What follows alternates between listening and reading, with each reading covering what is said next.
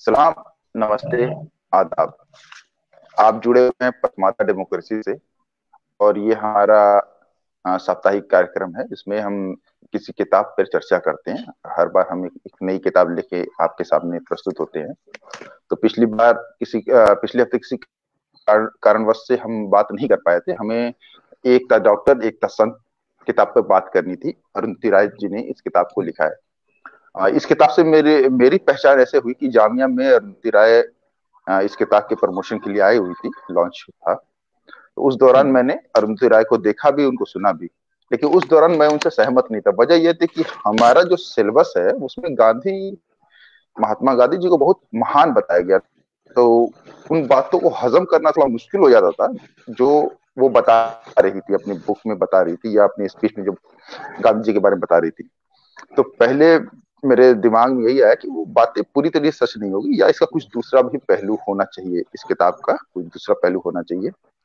फिर धीरे धीरे अरुंधति राय को पढ़ना शुरू किया। उसके बाद उससे पहले अरुंधति राय को जानते थे, लेकिन पढ़ना शुरू नहीं किया था मैं उनको। फिर उनके बाद उनकी कई किताबें पढ़ी। गॉड ऑफ स्मॉल थिंग जो थी वो हिंदी में भी उपलब्ध है, तो हिंदी में भी उसको पढ़ा गया। फिर अभी हाल में उनकी किताब आई थी, Ministry of Utmost Happiness, Ministry of Utmost Happiness. ठीक है, ये पढ़ा। तो कहने मतलब ये है कि इसको अरुंधति राय जी को पढ़ने के बाद एक कहीं ना कहीं मेरा झुकाव उनकी ओर हो गया। ठीक है, कि वो जिस तरीके से बेबाकी से बोल दिया करती हैं, उनके पीछे पूरी एक फौज लगी है उनके उनके खिलाफ, उनको गाली देना ये बहुत कॉमन सी बात है। जेएनयू एक बार ड्यू में भी सुना, तो ड्यू में उनकी स्पीच उसके बाहर जो है नारेबाजी हो रही थी कि वो देश की गद्दार है, देशद्रोही है, इस तरीके की बातें वो करती है। और उनका टेक भी कुछ ऐसा है, जैसे आजादी नाम का उनका आर्टिकल आउटलुक में छपा था कश्मीर के ऊपर, तो उन्होंने खुल के उसका समर्थन किया था कि कश्मीर को आजाद कर देना चाहिए। या इस तरीके से उन्होंने अफजल गुरु के लिए भी लिखा था कि अफजल गुरु को जो है सामूहिक चेतना की वजह से, मतलब कि जो लोग हैं उनकी चेतना शांत हो जाए, या उनके जो है कॉन्शियस को शांत करने के लिए उसको फांसी दी। इस तरीके की बातें उनको आरोप लगाती है इंडियन स्टेट के ऊपर, तो इसकी वजह से उनको देशद्रोही बोला जाता है। इस तरीके की बातें हैं। उनका अपना पक्ष है, वो बोलती है कि मैं देश को और बेहतर बनाना चाहता हूँ, जो भी हो उसकी बात, उस पर डिबेट नहीं कर रहे हैं। मैं कहना ये चाह रहा था कि मैं अरुंधति राय जी से बहुत ज्यादा प्रभावित था। बाद में जब उनके खिलाफ मुझे आर्गुमेंट भी मिलने लगे और जो दलित साथियों से जुड़ा, तब भी न चाहते हुए भी वो एक असर जो है अरुंधति राय जी का, मैं साफ साफ इसलिए बोल रहा हूँ ये बातें, क्योंकि अभी हम फाकिर भाई से बात करेंगे। अभी लाइव आने से पहले 10 मिनट पहले हम बात कर रहे थे, तो मुझे लगा कि आज का लाइव थोड़ा अलग हो जाएगा, क्योंकि मुझे ये किताब पसंद है और फाकिर भाई की नजर में ये किताब ठीक नहीं है। तो अब इस पे हम बात करेंगे। मैं हो सकता है मैं पक्ष में बोलूं और फाकिर भाई हो सकता है इसके अपोजिट बोले। आज की लाइव के लिए पीछे मैंने चे गुवारा का भी पोस्टर लेके आ गया था। मैं चलो भाई थोड़ा सा फील सा आएगा कि कम्युनिस्ट से बात कर रहे हैं, तो चलो ये भी आ गया, चे भी आ गया हमारे पीछे। तो ठीक है। अच्छा, दूसरी बात ये कि जाति का विनाश जिसके ऊपर इन्होंने किताब बेस करके लिखी, उस पर हम चर्चा कर चुके हैं ऑलरेडी, पूरा सेपरेट वीडियो बना दिए हैं हफ्ते की किताब में, वो देख सकते हैं। इसके अलावा मैं पसमादा डेमोक्रेसी के यूट्यूब चैनल पर मैंने 4 साल पहले गांधी अंबेडकर डिबेट के ऊपर बनाने की कोशिश की थी। उस टाइम समझ भी बहुत ज्यादा विकसित नहीं, धीरे धीरे जब आदमी पढ़ता है तो उसकी समझ भी विकसित होती है। तो लेकिन जब भी वो एक अच्छा वीडियो, आप उसको देख सकते हैं। ठीक है, तो हम यहाँ शुरू करते, बैकग्राउंड ये था। और अरुंधति राय जी जो हैं, मैं वो लाइन ही पढ़ देना चाह रहा हूँ, क्यों ये किताब लिख रही हैं। तो वो लिख रही हैं कि इतिहास ने अंबेडकर के साथ बहुत ही निर्दयता पूर्वक व्यवहार किया है। इतिहास ने अंबेडकर को पहले काल कोठरी में बंद कर दिया और फिर महिमा मंडित कर दिया। इतिहास ने अंबेडकर को अछूतों का नायक बना दिया, घेटो बंद बस्ती का राजा। इसने अंबेडकर के लेखों को दुनिया की नजरों से छुपा दिया। अंबेडकर की इनकलाबी बौद्धिकता पर इतिहास ने डाका डाला और तेज धार जबान को भोतरी करने की कोशिश की। कहना मतलब ये है कि ये बताना ये चाह रही हैं कि अंबेडकर की जो हैसियत है उसको बहुत कम करके आका गया है, और इसीलिए वो ये किताब लिख रही हैं। और गांधी को महात्मा बना दिया गया। ये लिखते भी है, मैं पढ़ दूंगा वो सेंटेंस कि गांधी ने विरोधाभासी बातें की, तो हर इंसान के पास गांधी को कोट करने के लिए मिल गई। अल्लामा इकबाल की तरह के, अल्लामा इकबाल एक तरफ जो है हुकूमत भी ला रहे हैं, इस्लामी हुकूमत भी ला रहे हैं, फिर कार्ल मार्क्स की भी तारीफ कर रहे हैं। तो इस तरीके की बातें जो है गांधी ने भी की, विरोधाभासी बातें की, और उस विरोधाभासी बातें करने की वजह से हर इंसान, हर पक्ष अपनी ओर से कुछ चीजें लाके गांधी को कोट करते हैं। जैसे हम लोग भी जब कम्युनिस्ट हुआ करते थे तो उनकी वो बातें की औद्योगिक व्यवस्था के ऊपर जो उन्होंने बोला था कि ये जो है राक्षसी व्यवस्था, इस तरह की बातें हम भी कोट कर दिया करते थे। तो ये सारी बातें यहाँ से भी शुरू करते हैं। तो बाकिर भाई, अब आप किताब के बारे में पहले थोड़ा सा बताएं कि क्या आपको ये किताब कैसी लगी। हर पहला सवाल यही हर बार जब पूछा जाता है, उसके बाद आगे बात करते हैं। आपको सोलो कर रहा हूँ। हाँ, ठीक। जय भीम, सलाम अलैकुम। ये किताब दरअसल अरुंधति राय की, ये एक भूमिका के रूप में लिखी गई थी। जाति का विनाश किताब को फिर से छापने की जरूरत एक ब्राह्मण ये है प्रकाशक हैं अनंत अयंगर, उन्होंने नौयाना प्रकाशन, नौयाना बोलते हैं जो बुद्ध धर्म अपना लिया था, बौद्ध धर्म, बाबा अम्बेडकर ने, तो उसमें महायान था, हीनयान था, तो इन्होंने बौद्ध धर्म का दरअसल अरुंधति राय की, जी जी, तो बोलिए बोलिए बोलिए। आवाज गूंजने लगी थी। तो हाँ, ठीक उसमें ठीक। ये इन्होंने नवयाना प्रकाशन ने इसको प्रकाशित किया। आनंद अयंगर करके एक हैं उन्होंने, और उन्होंने महसूस किया कि अब तक जो बेचारे एक्टिविस्ट हैं अम्बेडकरवादी छापते रहे वो किसी तरह से वो अपर्याप्त है, वो गलत है, और एक एनोटेशन वर्सन यानी कि जिसमें पूरा रेफरेंसेज हो, ऐसा वर्सन छापने की जरूरत है, और उसकी भूमिका लिखने की भी जरूरत है। मानो किताब अपने आप में सफिशिएंट नहीं हो, उसको पाए पे खड़ा करने की जरूरत है, उसको बैसाखी की जरूरत है, एक भूमिका की बैसाखी। तो इसमें ऐसा हुआ कि जो भूमिका वो किताब से भी बड़ी हो गई। तो इसी को एक जा ब्रोदीला करके एक चिंतक है फ्रांसीसी अमेरिकी, तो वो बोलता है हाइपर रियलिटी, हाइपर रियलिटी। अब उसका हिंदी अनुवाद मुझे नहीं मालूम। तो हाइपर रियलिटी में क्या होता है कि किसी शहर का नक्शा, अलीगढ़ का नक्शा जो होगा अलीगढ़ से बड़ा होगा, अलीगढ़ का जो क्षेत्रफल है उससे बड़ा उसका नक्शा होगा। तो इस किताब से बड़ा उसका इंटरप्रिटेशन हो गया, वो भूमिका हो गई। और बाद में फिर इस पे सवाल उठाया गया दलित चिंतकों द्वारा, दलित एक्टिविस्ट द्वारा, कि ये एप्रोप्रिएशन है, और इतनी सस्ती किताब जो 5 रुपए में मिलती है, जो या फ्री में भी बांटते हैं अम्बेडकरवादी लोग, उसको इतना महंगा और इतना उसको वो करके छापने की क्या जरूरत है। तो इन आरोपों का ये असर हुआ कि बाद में इस किताब को अरुंधति राय ने उन आरोपों को स्वीकार करते हुए, उस हद तक मैं उनकी तारीफ करता हूँ कि उन्होंने फिर इसको अलग से एक स्वतंत्र पुस्तक के रूप में इसको छापा, न कि उसके भूमिका के रूप में। तो ये इस किताब का जो जेनेसिस है, ऑरिजिन ये है कि इस तरह इस का उदय हुआ इस किताब का।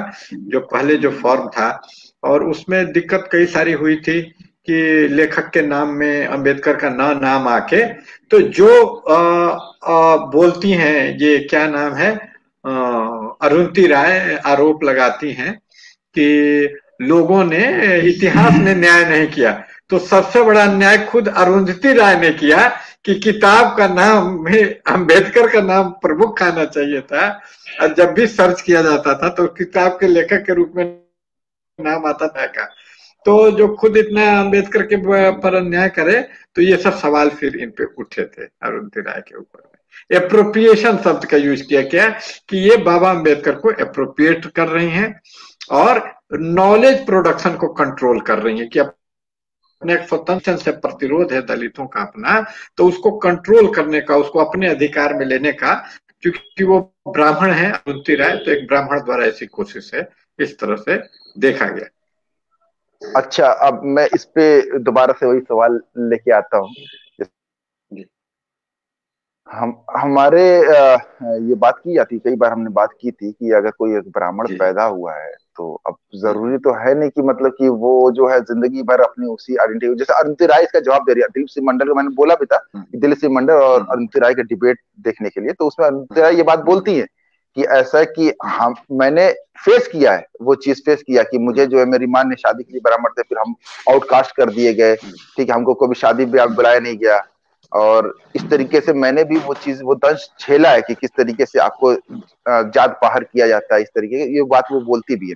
और दूसरी बात वो कहती है कि अगर मैं पैदा होना मेरी गलती नहीं है, अगर मैं किसी अपर कास्ट में पैदा हो जा रही हूँ तो उसमें मेरी गलती नहीं है। आपको ये देखना चाहिए कि मेरा जो वर्क है वो ईमानदार है कि नहीं, ठीक है। मैं जो है जैसे कि कार्ल मार्क्स के जो साथी थे, है ना, एंजल, तो वो जो है वो तो सरमाएदार तबके से थे, मतलब कि वो तो पूंजीपति थे, लेकिन उन्होंने कितना मार्क्सवाद को बढ़ाने में मदद किया।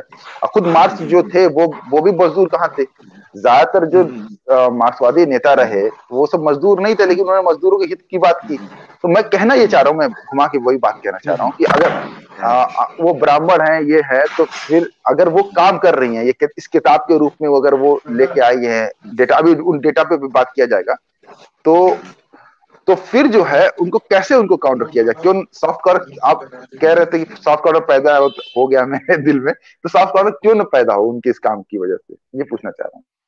नहीं, एकदम बिल्कुल सही बात है, उनका आर्गुमेंट बिल्कुल सही है कि ये कि कोई जरूरी नहीं। और हम लोग यहाँ बहुत अच्छी चर्चा होती है पुस्तकों पर, तो बड़ी सुविधा है कि इस बात पर भी हम लोग चर्चा कर चुके हैं। पौले फ्रेरा की किताब पर हम लोग ने चर्चा की थी, पेडागोजी ऑफ ऑपरेशन, पहली किताब वही थी, तो वही पहली किताब। हाँ, पौले फ्रेरा भी मानता है कि जो ऑपरेसर क्लास का आदमी भी मुक्त हो सकता है। ऐसा नहीं है कि जो उत्पीड़ित है वो भी डिह्यूमनाइज होता है। जो ऑपरेसर क्लास का आदमी है, यानी उत्पीड़ित जिस क्लास से आती हैं, वो भी ये हो सकता है। ये हम लोग भी मानते हैं, इस पे मैं भी सहमत था, और इसमें कोई दिक्कत की बात नहीं कि एक ब्राह्मण, जैसे कि आपने एंगल्स का उदाहरण दिया कि डी क्लास हो जाता, लेकिन हम तो देखेंगे कि डी क्लास हुआ है कि नहीं। जांच करने का तो हमको अधिकार है ना कि वो डी क्लास हुआ है कि नहीं, वो अपने जाति से ऊपर उठा है कि नहीं। डिकास्ट होना यहाँ वो हम बोलेंगे कि वो डिकास्ट हुआ है कि उसी में, तो जांचने से तो मना नहीं करता। अरुंधति राय तमाम दुनिया जहान की आलोचना करती हैं, तो क्या ये फ्रीडम नहीं देंगे कि उनका आलोचना लोग करें? ये अभिव्यक्ति की स्वतंत्रता मोनोपोली तो है नहीं, लेकिन वो अपनी असहिष्णुता के प्रति परम कटु हैं, जो अपने लिए अभिव्यक्ति की अनंत स्वतंत्रता चाहती हैं, खुद अपनी आलोचना के प्रति अत्यंत ही कटु हैं। वो उसको अलाउ नहीं, वो उनका दृष्टिकोण बहुत ही तानाशाही, हिटलरशाही, फासिस्ट वाला है। ये इससे पता चलता है कि उनकी आलोचना में एक पूरी किताब निकाली गई जिसका नाम था हैट्रेड इन विमेन, और इस किताब में हाँ, एक बौद्धिक आलोचना की गई, लेकिन इसमें लिखने वाले लेखकों के लिए उन्होंने जो शब्द यूज किया वो आपत्तिजनक है। उन्होंने ये फ्रोजिंग हाइना, यानी फेन फेंकता हुआ इन दलितों को, इसमें जितने भी लेखक हैं दलित बहुजन लेखक हैं जिन्होंने लिखा, और बहुत तार्किक ढंग से लिखा। कोई उनपे जिसको बोलते हैं कि नेम कॉलिंग, व्यक्तिगत अटैक किसी ने नहीं किया। वो ब्राह्मण है क्या है उससे हम लोग को कोई मतलब नहीं उनके कॉन्टेक्ट पे, लेकिन उन्होंने लकड़बग्घा से तुलना की। और एक फ्रांस फैनन करके अश्वेत लीडर हुए, तो उन्होंने बताई ही कि ये जो शोषक की भाषा की प्रमुख विशेषता होती है जानवर से तुलना करना, तो जानवर से तुलना वो कर रही है हम लोगों का लकड़बग्घा से। इसी से पता चलता है कि उनकी भाषा शोषक वाली है। जानवर से तुलना, कुत्ता बिल्ली बोलना, इसको बहुत प्रमुख लक्षण बताया फ्रांस फैनन ने कि ये ऑपरेशन, इसलिए इससे पता चलता है कि वो डिकास्ट नहीं हुई। जब उनकी भाषा ही ब्राह्मणों वाली है, जानवर से तुलना करने वाली, पंचतंत्र वाली, तो इससे पता चलता है कि वो डिकास्ट नहीं है। उनको एंगल्स वाली सुविधा नहीं दी जा सकती।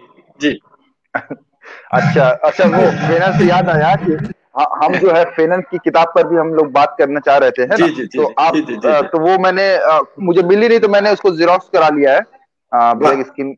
बहुत अच्छा, ठीक है। तो मतलब मैं बहुत ही मायल हूँ और बहुत मुतासिर हूँ आपके इस पढ़ने की प्रति। आप बिरले व्यक्ति हैं, लाखों नहीं करोड़ों में क्या आज इतना पढ़ाकू आदमी है कि जेरोक्स करा ले। मैं तारीफ करने से रोक नहीं पा रहा हूं। बहुत अच्छी किताब है, मैंने शुरू भी कर दिया पढ़ना। तो अब इसकी किताब पे ही आ जाते हैं, ठीक है आपके। जैसे वो मलाला की तुलना करती हैं, वो कहती हैं कि मलाला की तुलना यहाँ की दलित औरतों से करती हैं, ठीक है, सुरेखा भोतमांगे उनसे करती हैं, और बताती है कि किस तरीके से उनका रेप हुआ। मैं बताना ये चाह रहा हूँ, संस्थागत अन्याय के ऊपर उन्होंने पहला चैप्टर पूरा अच्छे से लिखा है, और बताया कि कैसे जो है खैरीगंज, क्या नाम जगह का नाम था, वहां पे उसको मार दिया गया। महाराष्ट्र का खैरलांजी। हाँ जी। तो उसमें वो जो लाइन लिखती है, पहले ये लाइन पढ़, उसमें बात कहता हूँ। भीड़ ने सुरेखा, प्रियंका और दोनों बेटों को, जिनमें से एक आंशिक रूप से अंधा था, घसीट कर घर से बाहर निकाला। भीड़ ने लड़कों को आदेश दिया कि वो अपनी मां और बहन के साथ बलात्कार करें। जब लड़कों ने ये कुकृत्य करने से साफ मना कर दिया तो उनके जन्नांगों को छत विछत कर दिया गया और अंत में भीड़ ने उनकी हत्या कर दी। सुरेखा और प्रियंका का गैंग रेप किया और अंततः उनकी भी पीट पीट कर हत्या कर दी। चारों शवों को पास की ही एक नहर में फेंक दिया, जहां वे अगले दिन पाए गए। फिर उसके बाद ये बता रही हैं, ये लिखने के बाद, कि किस तरह प्रेस ने पूरे मामले को दिखाया कि ये तो आपसी रंजिश थी, तो उनका चक्कर था।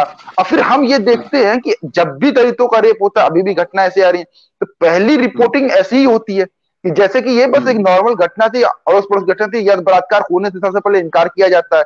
फिर दूसरा कोशिश ये की जाती है कि कैसे ये साबित कर सके कि उनका कैरेक्टर खराब था।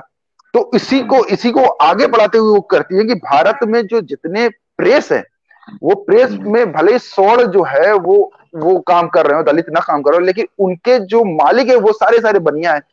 ठीक है। तो वो बता रही कि एक संस्थागत रूप से कैसे जो है दलितों पर अत्याचार होता है, उसकी रिपोर्टिंग नहीं होती है, उनके पास रिपोर्टिंग का जरिया नहीं। तो मैं कहना ये चाह रहा हूँ कि इस तरीके के आंकड़े देखे तो ये वो जागरूक ही कर रही है ना। ये किताब तो अगर पढ़ा जाए तो हमको एक आर्गुमेंट मिल रहा है कि कैसे जो है चीजें जो है हमारे कंट्रोल में नहीं होती है, जिसका जो प्रेस में है, जो लोग है वही कंट्रोल कर रहे हैं, है ना। तो फिर इसको कैसे देखेंगे आप, बताइए। इसको हम देखते हैं कि अंग्रेजी में कहावत है कि चैरिटी बिगिंस एट होम, कि दान पुण्य जो है घर से शुरू होता है। तो critic should be begin at home. उन्होंने उनके जो चाचा जी हैं प्रणय राय, एनडीटीवी उनका है, और पूरा वर्चस्व है, उसकी आलोचना कब की? आप दूसरों की तो बड़ा आलोचना कर रहे हैं, लेकिन आपका जो वर्चस्व है, सवर्णों का वर्चस्व, आपके परिवार का वर्चस्व है मीडिया में, एनडीटीवी का पूरा, प्रणय राय सब इनके रिश्तेदार ही हैं जितने भी हैं, तो उसका आप आलोचना नहीं करते हैं, जिसकी वजह से ये है जो मनी है और हमारे समाचार नहीं समाचार। आप दलितों की भागीदारी हो मीडिया में, उसके लिए आप क्या कर रहे हैं? तो ये जो आलोचना है, इसका उद्देश्य आपका दलितों का हित नहीं होके सवर्ण वर्ग का ही हित है। वो कैसे है, इसको फिर से मैं फैनन को कोट कर रहा हूं कि जब अल्जीरिया के वो थे, वहां अत्याचार होता था, तो इसके बारे में बहुत फ्रांस के लोग ही लिखते थे कि वहां बलात्कार नहीं होना चाहिए। फ्रांस का ही बुद्धिजीवी वर्ग लिखता था। तो इससे एक ब्लैक आदमी को खुश होना चाहिए कि ब्लैकों पर अत्याचार, लेकिन उसने बहुत अच्छा इसमें पॉइंट पकड़ा कि ये जब भी अत्याचार अति हो जाता है, मतलब एक जो जैसे कि बहुत ही बलात्कार हो गया, तभी उसको नोटिस लेना। जो दैनिक जीवन में छोटे छोटे इंस्टांस है अत्याचार के, जो भेदभाव है, उसको नहीं करके, यानी आपको उस अत्याचार से प्रॉब्लम नहीं है, उसके अति में चले जाने से, क्योंकि अति में चले जाने से विद्रोह और रिबेलियन का खतरा होता है। तो उसको टेम, जैसे रोग को उसके कंट्रोल में रखना, तो पावर कंट्रोल में रखने के लिए ऐसे वॉच डॉग अरुंधति राय जैसे रखता है जो बोलते रहे। ऐसा हर देश में होता है। आप देखिएगा कि इंडिया पर भी अत्याचार होता था तो दीनबंधु एंड्रूज वहीं के पत्रकार लिखते थे। तो ये उसको मॉडरेट करने की कोशिश होती है, और जो दलित होता है वो डे टू डे अत्याचार के बारे में लिखेगा, एक एक, जैसे बाबा अम्बेडकर लिखते हैं। तो यही फर्क है। इसीलिए अरे कोई मेरा हित करेगा तो उसको दुश्मन थोड़ी हम समझेंगे। तो उसी तरह अरुंधति राय दलितों के हित में है, तो दलित को इतना वो बेवकूफ न समझे कि उसको हित और अहित का पहचान नहीं है, दोस्त और दुश्मन का पहचान नहीं है। उसको, दलित को साफ साफ नजर आ रहा है कि इनका दृष्टिकोण पेट्रोनाइजिंग है, जिसको पेट्रोनाइजिंग आप देखेंगे। जब इसका अनुवाद किया अनिल यादव, जय हिंद और रतन लाल जी ने, तो ये इसका विमोचन समारोह का वीडियो यूट्यूब पर महफूज है। तो देखिए किस तरह वो एकदम दबे हुए कि क्या हा कितना बड़ा उन्होंने मेरा कल्याण कर दिया। तो उसमें जो अनुवादक है दलित, वो किस तरह हनुमान एकदम अनुग्रहित टाइप का बना हुआ है, कितना वो तो मोहसिन समझ रहा है कि कितना बड़ा उन्होंने कृपा कर दिया देवी जी ने। ये भाव वहां पर आप देखिएगा कि ये रतन लाल एकदम चरण पकड़ ले, ऐसा बराबरी का वहां कहीं भी रिश्ता नहीं है। तो आप देख सकते हैं कि पूरा पेट्रोनाइजिंग है। दलित एक इंसान है, वो चाहता है, एक गाना है मोहम्मद रफी का कि जाने वालों जरा मुड़ के देखो मुझे, मैं तुम्हारी तरह एक इंसान हूं। तो बराबरी का एक रिश्ता जाता है, यहाँ बराबरी का नहीं है, वो पेट्रोनाइजिंग उद्धारक बन के आपके सामने आती है। जबकि हम लोग को जो फैनन बोलता है कि जो अत्याचारी वर्ग का भी कोई आदमी है और अत्याचार छोड़ के मनुष्य बनना चाहता सकता है, लेकिन as a leader, as a मालिक नहीं, उद्धार करता नहीं, as a fellow, as a साथी, एज ए हम सफर, ये जो लड़ाई के हम सफर के रूप में।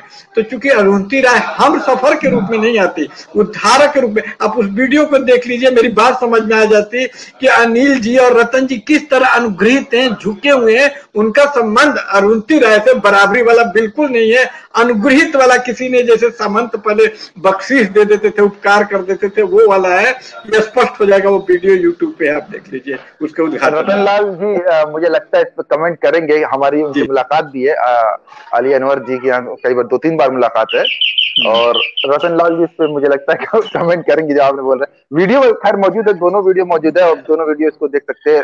एक रतन लाल जी अरुंधति राय के साथ मिलके जो है एक प्रेस रिपोर्टर को कुछ सवाल जवाब कर रहे हैं, वो भी मौजूद है। अच्छा, दूसरी बात आप जो बोल रहे हैं इस पे एक फिल्म थी काला, मैं देखिए वो भी ध्यान, काला में एक डायलॉग मारता है, वो पैर नहीं छूने देता है, कहता है कि हाथ मिलाओ, इससे जो है समानता की बात आती है।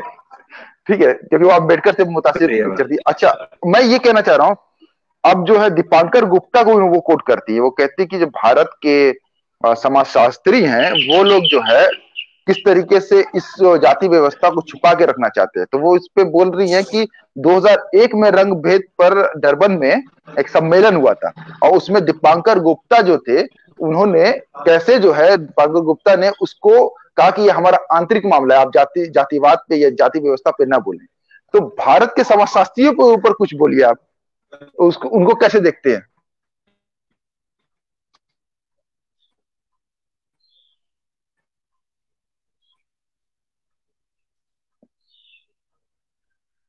फाकिर भाई,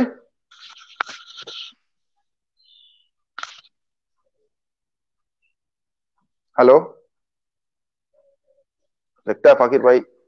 हाँ जी जी, मैंने वो थोड़ा नेटवर्क का प्रॉब्लम हो रहा था। हाँ हाँ, ये भारत के समाजशास्त्रियों के ऊपर थोड़ा सा बात करते हैं कि भारत के समाजशास्त्री किस तरीके से जाति व्यवस्था को छुपाने का ज्यादा काम कर रहे हैं। जैसे आप अब इसके बाद हम इम्तियाज साहब पर भी बात करेंगे, पहले इन पे बात करते हैं। दीपांकर गुप्ता है, बेते हैं, ये लोग किस तरीके से डरबन में जो सम्मेलन हुआ उसको जो है उसमें क्या है कि जाति व्यवस्था बात नहीं करें, जाति हमारे आंतरिक मामला है, इस पे थोड़ा सा बात करते हैं, थोड़ा बताते हैं लोगों को भारत के।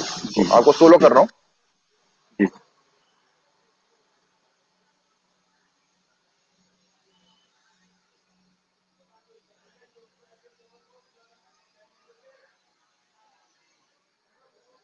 हेलो। जाति इंद्र बेते खासकर बहुत बड़े जाति व्यवस्था के समर्थक हैं और आरक्षण के घोर विद्रोही हैं। तो इन लोग, जितने भी लोग हैं, ये जाति व्यवस्था को छुपाने ही नहीं, इसको जायज ठहराने का कोशिश करते हैं। और आंतरिक मामला वाली बात तो बड़ी हास्यास्पद आजकल बन चुकी है, हर बात में कह दिया जाता है कि आंतरिक मामला है। और आंतरिक मामला भी तो डिस्कस होता है, जब कश्मीर तक डिस्कस कर दिया नेहरू ने, आंतरिक मामला था।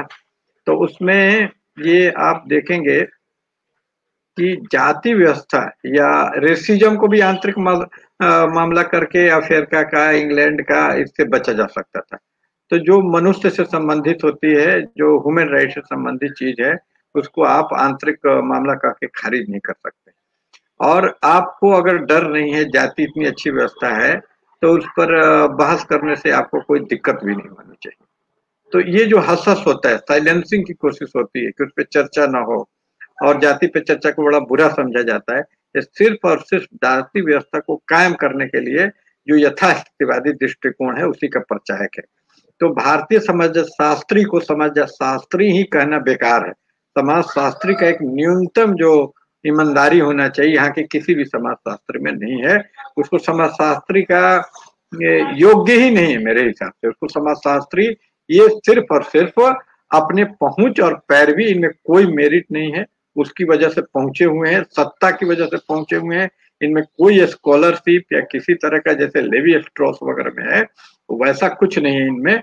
ये जैसे उत्तर आधुनिक विमर्श में एक चीज कहा जाता है कि गैलरी मेक्स पेंटिंग, तो कोई कोई पेंटिंग में पेंटिंग इंपॉर्टेंट नहीं होकर ये इंपॉर्टेंट हो जाता है कि गैलरी कितनी बड़ी है, चमकदार गैलरी है तो वो पेंटिंग जैसी भी हो चल जा रही है।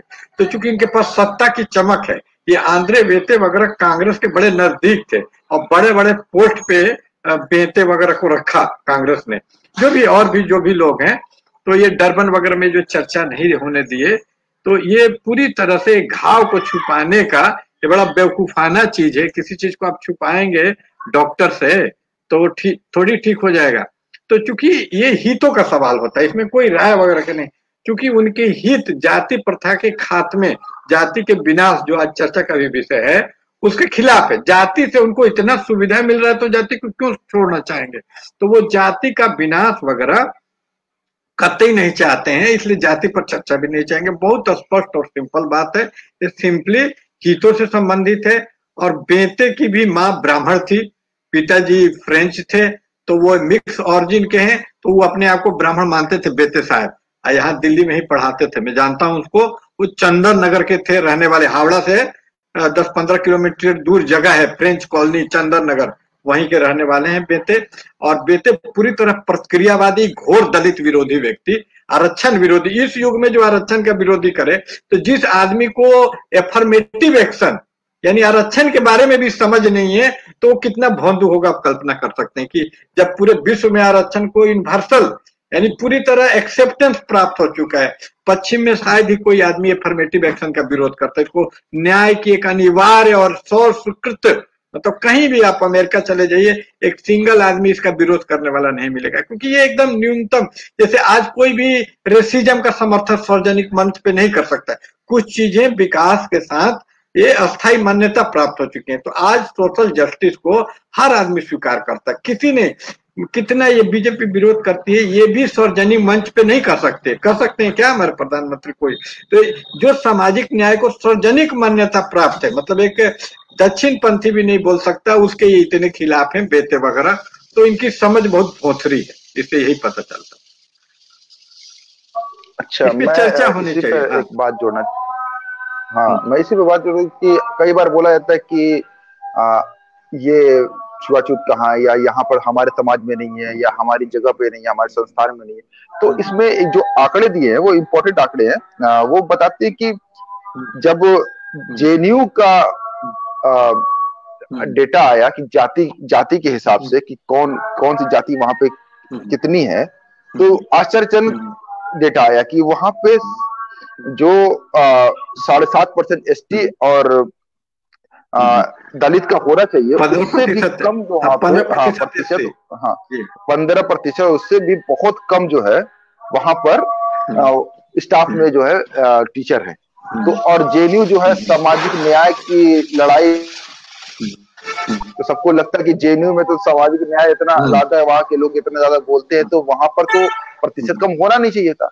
तो ये जो है, ये जो भ्रम इसलिए बना हुआ है, बहुत से समाजों का भ्रम, बहुत से संस्थानों का भ्रम, क्योंकि हमारे पास डेटा नहीं।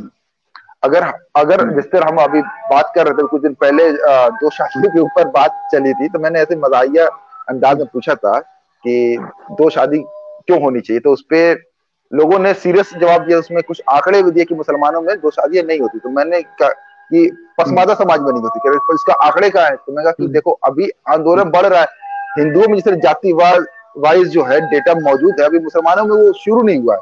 शुरू होगा तो चीजें स्थितियां और साफ हो जाएंगी कि कौन सी जाति 2 से ज्यादा शादी कर रही, कौन सी जाति नहीं कर रही। ठीक है, तो वो डेटा के ऊपर बता रहा हूँ कि किस तरीके से बोल के निकल जाते हैं कि नहीं नहीं हमारे यहाँ तो ऐसा नहीं है। अभी एक केरला के एक साथी है, वो लिख रहे हैं कि केरला में तो मुस्लिम में कोई जाति व्यवस्था है ही नहीं। और हमारे साथ ये दिक्कत है कि वो बोल के निकल जाते हैं, और अभी इसका कोई डेटा हमारे पास है नहीं। अभी तो लोग शुरू कर रहे हैं लिखना, पढ़ना, बोलना या डेटा इकट्ठा करना। अभी उस पे 500-600 पीएचडियां हो जाए इस विषय पर, तो अभी देखिए डेटा भरमार हो जाएगा डेटा का। जिस तरह दलित दलित समाज का डेटा जो आपके पास है, ठीक है। तो इसको भी समझिए कि पसमानदा आंदोलन के साथ एक कमी भी ये चल रही है। कमी क्या है, मतलब शुरुआती है, तो कमी भी इसको नहीं बोलेंगे कि अभी हमारे पास हर बात कहने के लिए डेटा नहीं। जिस तरह दलित साथियों के पास डेटा होता है कि वो ये डेटा निकाल के लाके दिखा दी, ये रहा हमारे पास डेटा कि यहाँ पर ऐसा है या उस संस्थान के साथ ऐसा हो रहा है। अभी तो दलित भी हमको मुसलमानों की तरह ट्रीट करते हैं कि सब सारे मुसलमान है, तो वो मुस्लिम डेटा दिखाने की कोशिश करते हैं, ना कि पसमानदा डेटा और मतलब अशराफ डेटा, इस तरीके से। ठीक है, अब थोड़ा सा और आगे इससे बढ़ते हैं। अब इसमें मैंने पूरा इसको लगा लगा के रखा है कि क्या क्या बात किया जा सकता है। हम मीडिया के ऊपर तो बात कर ली, मीडिया की आवश्यकता के ऊपर बात कर रहे थे, आरक्षण के ऊपर भी बात कर रहे थे, ठीक है, कि किस तरह आरक्षण के ऊपर जो है ये जो समाजशास्त्री है। हाँ, मैं ये बात करना चाह रहा था कि हमारे इम्तियाज साहब जो है मुस्लिम कास्ट सिस्टम के ऊपर, तो वो पहला काम एकेडमिक काम तो उन्हीं का था, और वो जो है वो शेख है, वो पसमानदा नहीं है। तो आप उनको कैसे देखते हैं? उनकी किताब मेरे पास होगी शायद, यहाँ पे मैं दिखा भी देता दर्शकों को, उस पे आपका क्या टेक है? जाति प्रथा पे उनका जो काम है, हाँ, जाति प्रथा पे उनके जो काम है वो काम महत्वपूर्ण नहीं है, क्योंकि वो गहरा काम नहीं है। उसको बोलते हैं इक्लेक्टिक। मतलब बाबा अम्बेडकर बोला करते थे कि भारत में स्कॉलर तो हैं लेकिन इंटेलेक्चुअल नहीं है। यानी स्कॉलर मतलब पंडित डाटा इकट्ठा कर लिया। हाँ हाँ हाँ, वो मैंने ये किताब पढ़ी तो नहीं है लेकिन देखी है, और पढ़ने लायक किताब नहीं है, इस पे टाइम बर्बाद करने लायक नहीं है मेरे अनुसार। क्यों? इस किताब को मैंने थोड़ा बहुत पढ़ा तो देखा कि वही ये विद्वान वाली किताब है, इसमें बौद्धिकता विश्लेषण नहीं है। इसमें क्या वर्णात्मक डिस्क्रिप्टिव किताब है कि आपको इसमें डाटा मिल जाएगा, इंफॉर्मेशन मिल जाएगा। उपयोगी किताब है इस हिसाब से कि अगर आपको डाटा चाहिए, लेकिन कोई अंतर्दृष्टि इनसाइट आपको इससे नहीं मिलेगा। ये बहुत ही एक एवरेज और मीडियाकर किस्म की किताब है कि इसमें डाटा सिर्फ मिलता है, वो भी डाटा अधूरा मिलता है। क्यों? क्योंकि इसमें मुसलमानों के जाति पात का कोई डाटा ही नहीं, जो कि अगर आप रिसर्च करते हैं तो नई चीज लानी चाहिए और उसको डाटा। तो ये कुछ नहीं, ये किताब पढ़ना बिल्कुल बेकार इसलिए है कि इससे अच्छी किताब बाबा अम्बेडकर ने लिख दी है जाति पकड़ को। एनिहिलेशन ऑफ कास्ट ही नहीं, ऑरिजिन ऑफ कास्ट करके भी बाबा अम्बेडकर की तमाम किताबों में इससे अच्छा डाटा है और इससे अच्छी किताब है। तो जब आपको फर्स्ट हैंड उपलब्ध है तो ऐसी सेकेंड हैंड किताबें क्यों पढ़ेंगे? ये बेकार है।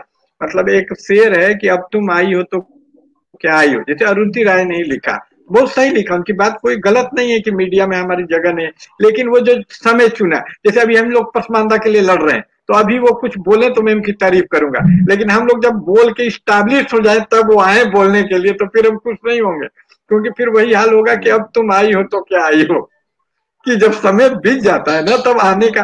जैसे संस्कृत अगर ब्राह्मण हमको पढ़ने देता बड़ी खुशी होती, लेकिन अभी जब संस्कृत लैंग्वेज मर गया तो अभी बोला कि पढ़ो, सेंट्रल यूनिवर्सिटी खोल रहा है, तो अभी हम लोग खुश होंगे? नहीं होंगे। तो हिस्ट्री एक समय निरपेक्ष सब कुछ होता है। तो जो चीजें स्टैब्लिश हो चुकी हैं, तो इसी तरह से अरुंधति राय को हम गांधी 2.0 बोलते हैं। वो भी आज की गांधी है, जो अपने टाइम में गांधी कर रहे थे कि हम दलितों के प्रतिनिधि हैं, हम उसके बदले बोलेंगे, और उसी की वो आलोचना करती हैं, और उसी आधार पे उनकी आलोचना हो रही है, तो उनको समझ में नहीं आ रहा है।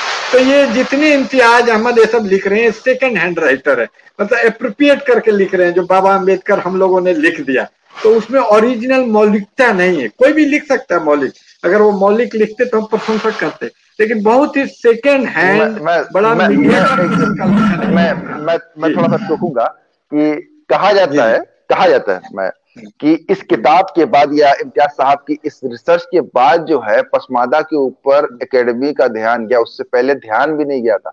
इस पे कि आपका क्या है? क्या कहा जाता कि ये किताब जो है एक सोर्स बनी लोगों के लिए कि अब इस मोमेंट पे बात की जाए और इस पे कुछ एकेडमिक वर्क किया जाए। अभी तक हमारी राइटिंग को तो इमोशनली आउटपोरिंग बोला जाता है ना, कि ये जो भावनात्मक रूप से जो ओतप्रोत होती है, इसके डेटा नहीं होते हैं।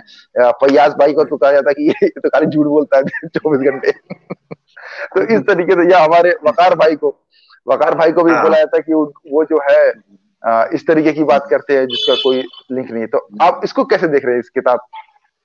ये बहुत ही साजिश भरा बयान है।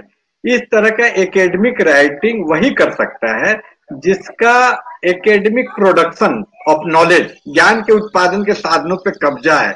और उस पे कब्जा क्या, वो ज्ञान के साधन के उत्पादन के अड्डे कौन कौन से हैं? विश्वविद्यालय, वहां कौन है प्रोफेसर? आप ही बता रहे थे कि जेन्यू सोकॉल्ड लिबरल में भी हम लोग नहीं है। तो यदि शर्त रख दी जाए तो फिर हम कभी बोल ही नहीं पाएंगे, क्योंकि हमारे पास उस साधनों पे कब्जा ही नहीं है। तो इस तरीके से बहाना करके, जैसे अमेरिका जब चाहता है कि भारत की चीजें नहीं बेचें, तो वो बाल श्रम का बहाना कर देता है कि जिन चीजों में बाल श्रम लगा है उसका इंटरनेशनल मार्केट में बिक्री नहीं होना चाहिए।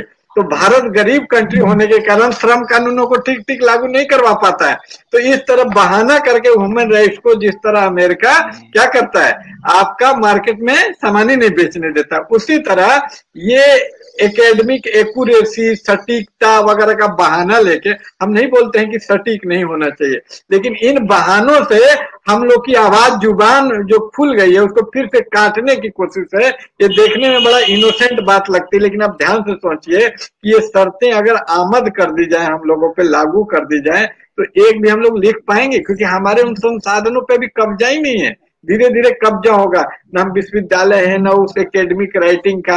अगर वैसा लिख दे तो हमारे लोग पढ़ेंगे भी नहीं। हमको तो अपने लोगों के लिए लिखना है ना भाई, कि विद्वान बनने के लिए लिखना है।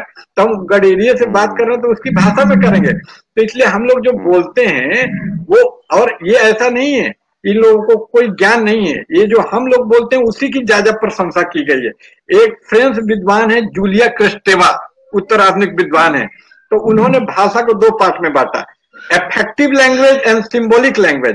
तो जो सिंबॉलिक लैंग्वेज होता है वो भावना से रहित होता है, एकदम साइंस का जो होता है निर्मम टाइप का, उसमें कोई फीलिंग के लिए जगह नहीं होती है। और जो इफेक्टिव लैंग्वेज होता है उसमें फीलिंग के लिए जगह होती है, पूरे फीलिंग के साथ बोलते हैं। तो वो बोलती है कि ज्यादा प्रभावी, ज्यादा एस्थेटिक अपील इफेक्टिव लैंग्वेज में होता है। और वो जो गणित का लैंग्वेज है, मैथमेटाइजेशन ऑफ लैंग्वेज, एडोर्नो करके भी एक विद्वान है हैबरमास स्कूल के, उन्होंने भी इसका बड़ा आलोचना किया। उन्होंने बोला कि लैंग्वेज डायक्रिटिकल होना चाहिए, उसमें एस्थेटिक अपील होने। आप तो ये सब क्यों करते हैं कि अपने लोगों को जागरूक बनाने के लिए, तो मैथमेटाइजेशन ऑफ नॉलेज हो जाएगा। नॉलेज को आप गणितीय बना देंगे तो अपील नहीं होगा, वो आदमी तो उसका कोई प्रभाव ही नहीं पड़ेगा जिसमें आप प्रचार करना चाहते हैं।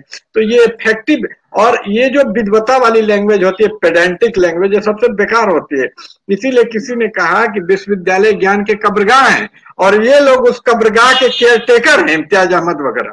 तो ये इसमें ज्ञान नहीं, ये अज्ञान का उत्पादन कर रहे हैं। इनकी किताबें अगर आप ध्यान से पढ़ेंगे तो इसको बोलते हैं एग्नोटोलॉजी, यानी अज्ञान का उत्पादन। तो ये भ्रम ज्यादा, ये होता क्या है, या अरुंधति राय से तमाम लोगों के खिलाफ जो दलित, पिछड़ा, पसमानदा, इसका एक कारण है कि वो मिशेल फूको भी बोलता है कि resistance is part of power. Power अपना रेजिस्टेंस खुद पैदा करता है, क्योंकि अगर आप रेजिस्टेंस पैदा करते हैं तो उस पर कोई नियंत्रण नहीं है, उसका हाथ के बाहर जा सकता है। तो देखता है कि जब रेजिस्टेंस होना अनिवार्य ही हो गया है तो वो आपके बदले बोलने लग जाता है, जिसको वेंट्रीलॉकी बोलते हैं अंग्रेजी में, कि आपके मुंह से वो बोलेगा, आपको नहीं बोलने देगा, क्योंकि आपके बोलने से उसका केस बिगड़ सकता है। और वो बोलेगा तो वो जो रेजिस्टेंस नियंत्रण में रहेगा, वो जानता है कि किस हद तक बोलना है, इससे ज्यादा नहीं बोलना है। इसीलिए बार बार संयमित तरीके के, मतलब इन लोगों ने मिर्जा गालिब को भी नहीं पढ़ा है, जो बोलते हैं कि आ और नाला का कोई लय नहीं होता है। तो जो आदमी रोएगा, क्रोध करेगा, तो उसको लय में चाहते हैं कि एकदम संगीत में वो बोले, पूरा संयमित होके। तो जिस आदमी पर अत्याचार हुआ है वो थोड़ी संयमित होके बोलेगा, उसमें तो इफेक्टिवनेस। और इनके भी राइटिंग में जब अरुंधति राय की आलोचना हुई तो उन्होंने हम लोगों को लकड़बग्गा बोल दिया। तो ये क्या बड़ा अकादमिक बयान है, ये भी बहुत फीलिंग वाला बयान है, इमोशनल बयान है। लकड़बग्गा गाली गलौज की भाषा तो इमोशन से पूर्ण। तो ये झूठी बातें हैं, इमोशन से सब लोग, आज उनकी आलोचना नहीं हो रही है, उनका वर्चस्व है। जिस दिन वर्चस्व होगा ना तो हमसे भी ज्यादा वो इमोशनल होके बोलेंगे। अगर आज तक उनका वर्चस्व रहा है, जिसके कारण से उनका एक प्रिविलेज है, तो इस तरह की बातें वो करते हैं, डिस्क्रेडिट करते हैं। ऐसा नहीं कि हम लोगों की आलोचना नहीं हो सकती है, लेकिन ये आलोचना नहीं, ये बिल्कुल खारिज कर देने का प्रयास है। जी, तो ये डिसमिस करने के प्रयास में खिलाफ हो, लेकिन आलोचना होनी चाहिए। आलोचना का हम लोग स्वागत करते हैं, क्रिटिक करें, लेकिन वो क्रिटिक नहीं करते, वो सीधे डिसमिस कर देते हैं कि इसमें कोई रेफरेंस नहीं है, ये नहीं है, वो नहीं है। कबीर साहब के बीजक में कितने रेफरेंस है बताएं, तो हम कबीर साहब को नहीं माने, स्टिल वो सबसे बड़े वो कवि हैं मध्य युग के। लेकिन ये रेफरेंस एकेडमिक, ये इन्होंने इसी हाँ।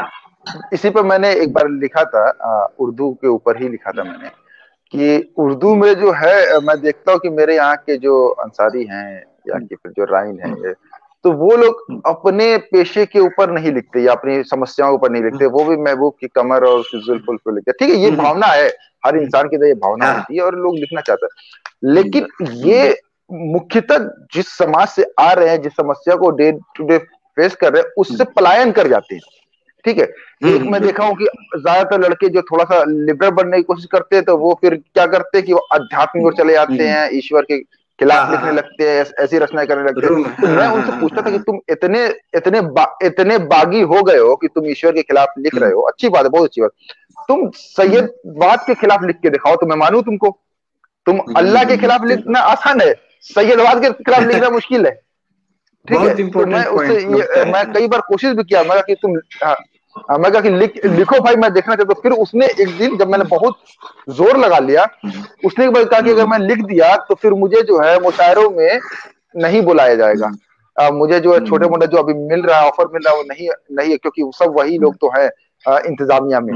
तो फिर मैंने उसे बोला कि देखा कि वो तुमसे अल्लाह के खिलाफ लिखवा रहे हैं, इस्लाम के खिलाफ लिखवा रहे हैं, उस पे तुमको बुला रहे हैं। ऐसे ऐसा ग्रुप है जो इस चीज को पसंद कर रहा है, अध्यात्मवाद के ऊपर या किसी भी, मैं उस पर हाँ, क्रिटिक नहीं कर रहा हूं, मैं कह रहा हूँ ठीक है वो आप लिख रहे हो, अच्छी बात है।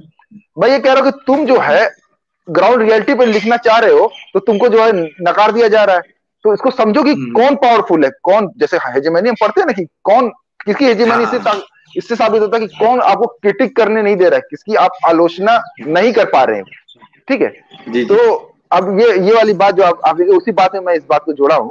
अब मैं सोच रहा हूँ कि जिसका सवाल भी है वो अपने अपने सवाल भी पूछ सकते हैं, सवाल अपने लिख दें तो सवाल पूछा जाएगा। और अब हम गांधी के ऊपर ही चले आते हैं ना, ये शुरुआत की सारी हाँ, जी, बातें हो जी, गई।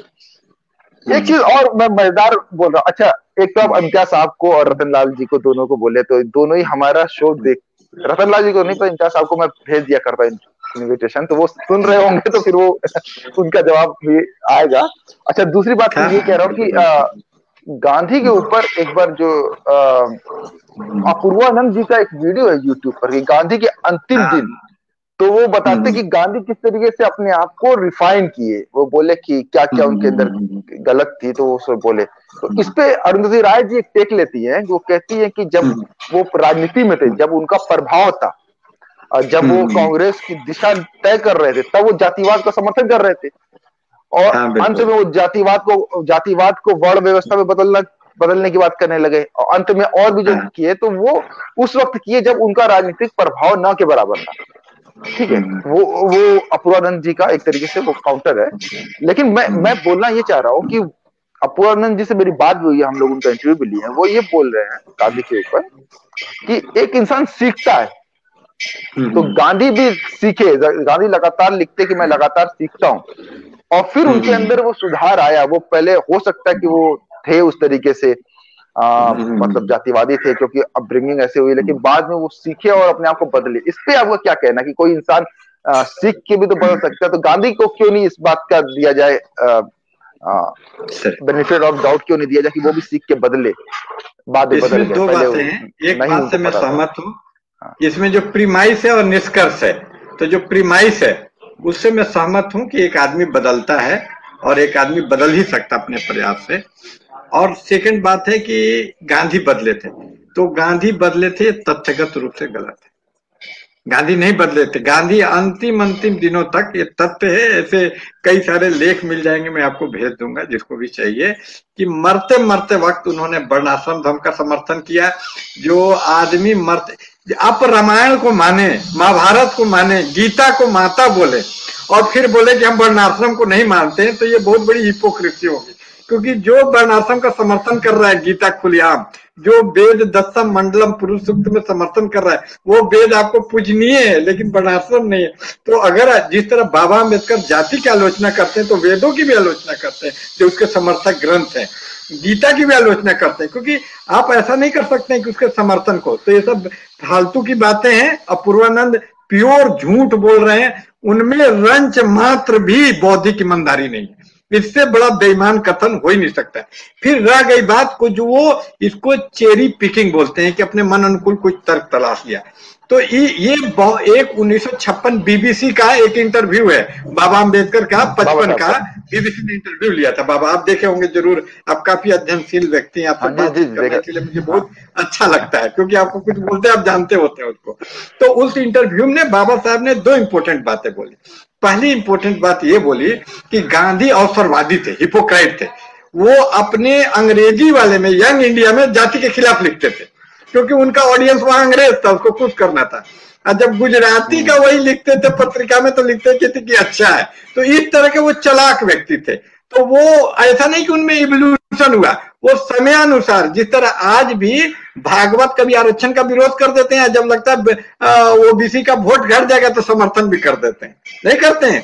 तो ये नेतागिरी वाला अवसरवादी बयान बदलना कहीं कुछ, इसको बाबा अम्बेडकर ने उजागर कर दिया गांधी के बारे में। तो गांधी भी क्या करते थे इसे, तो उन्हीं का समय समय पर जाति के खिलाफ जो बोला हुआ है उसको उद्धृत करके और उनको महान समझाने की कोशिश करती है। लेकिन हमको देखना चाहिए, जो अरुंधति राय जी बोलती है कि वो कर क्या रहे हैं अपने जीवन में।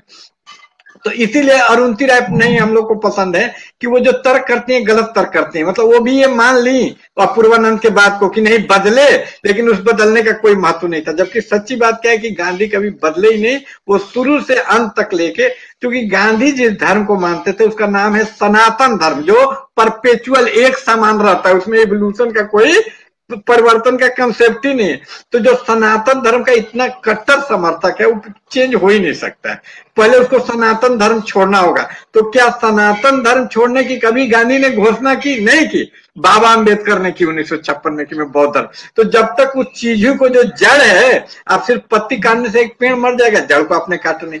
सेकेंड बात जो हम बता रहे हैं, जो उसी इंटरव्यू से, कि एक बहुत इंपॉर्टेंट बात, सेकंड बात बोलते हैं कि गांधी अप्रासंगिक होते जा रहे हैं। गांधी को कोई पूछ नहीं रहा है, क्योंकि गांधी वो जो सत्ता वर्ग भी काम जो लेना था नेहरू वगैरह को, कांग्रेस को काम गांधी से ले चुका था। गांधी अंतिम दिनों में बड़े दुखी उखी टाइप के थे। ये बात सही। तो गांधी जी अन्ना हजारे थे अपने वक्त के, ये कहना चाह रहे हैं? हाँ, बिल्कुल। तो उतने ही दक्षिणपंथी, उतने ही हिंदुत्ववादी, उतने ही ब्राह्मणवादी, ब्राह्मणों का पैर छू के प्रणाम करते थे गांधी। तो जब तक ऐसा है तब तक आप किस तरह, तो उसमें और उसी में अंबेडकर को मतलब इतना वो कटु शब्द का उपयोग कर रहे हैं कि ये सिर्फ प्रसिद्धि का लालची है, जो आज हम लोग पे आरोप लग रहा है, एक टाइम में अम्बेडकर पे आरोप लगा था। तो वो बोलते हैं कि गांधी अप्रासंगिक है, पब्लिक मेमोरी से खत्म हो रहा है। तो आर्टिफिशियल ऑक्सीजन देके ये सब यूज करते हैं, प्रचार करके गांधी के नाम पे गांधी रोजगार योजना, तो ये योजना, तो गांधी मैदान, इंडिया में कम से कम 100 गांधी मैदान होगा, कोई समस्तीपुर, पटना, हर जगह गांधी मैदान है। महात्मा गांधी मार्ग है सबसे बड़ा जो कलकत्ता में। तो उसको पब्लिक स्मृति में जबरदस्ती ऑक्सीजन देके कि मेमोरी में बना रहे। तो यही काम अरुंधति राय भी करती हैं कि जब गांधी की आलोचना का कोई मतलब नहीं रखता है, बच्चा भूल गया है, लोग रोना रोते हैं कि आज गांधी को कोई, अपूर्वानंद जैसा गांधीवादी आदमी हर दिन रोते रहता है कि जनता बहुत घटिया हो गई, गांधी को भूल गई, गांधी का कोई चर्चा नहीं होता है। तो ऐसे माहौल में जब गांधी को पब्लिक मेमोरी से, तो इस तरह की चर्चा चला के उसको जिंदा करने का काम क्रिटिक करके कीजिए या प्रशंसा करके कीजिए, उसका इम्पैक्ट एक ही पड़ रहा है कि जो गांधी अप्रासंगिक हो चुका है उसको प्रासंगिक बना रही है अरुंधति राय भी, अपूर्वानंद। इससे फर्क नहीं पड़ता कि आप विरोध में जाके कर रहे हैं, उसका आप फ्राइड की जब साइकोलॉजी पढ़ेंगे तो बताता है कि बहुत हॉट और बहुत गर्म दोनों का एक ही संकेत इंटरप्रिटेशन ऑफ ड्रीम होता है। तो होता है, आप देखिएगा कि जो बहुत ब्रह्मचारी है वो भी सौंदर्य प्रतियोगिता का विरोध करता है, जो बहुत आधुनिक है वो भी विरोध करता है कि वस्तुवादी है।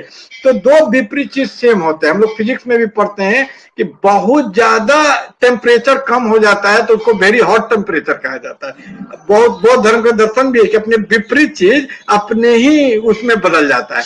तो दोनों देखने में अलग अलग एक ही है। जो बाबा अम्बेडकर बोलते थे कि एक ही पक्षी के दो विंग है, लेफ्ट विंग, लेफ्ट राइट एक है, सारे कामरेड फेंक है वाला बात यहाँ पर है कि दोनों एक ही काम कर रहे हैं। पूर्वानंद और अरुंधति राय आपस में ये नूरा कुश्ती कर रहे हैं, झूठी लड़ाई। दोनों सवर्ण है, दोनों सवर्णों की वर्चस्व जो मीडिया में, उसके खिलाफ एक लेख नहीं लिखे कि main stream, economic, political weekly, front line, Hindu अखबार में दलित क्यों नहीं है। सिर्फ इसके बारे में एक लेख है, अरुंधति राय जी ने लिखा कि क्यों उन्हीं को बुकर अवार्ड मिल रहा है, वही अंग्रेजी लिख रही हैं, हम लोग नहीं। तो जहां अपना हित तो जो आप बताए कि अल्लाह का विरोध कर लो क्योंकि वहां अपना हित प्रभावित नहीं हो रहा है, सैयद का मत करो, तो बात इंटरेस्ट की है। जहां उनका भी अपना इंटरेस्ट प्रभावित हो रहा है तो एक शब्द नहीं लिख रहे हैं। अब गांधी जी का विरोध करने में कुछ आता जाता नहीं, वो बेचारा मर गया, गांधी जी मर गए तो लिखते रहो, लेकिन अप्रासंगिक है, इसका कोई मतलब नहीं है।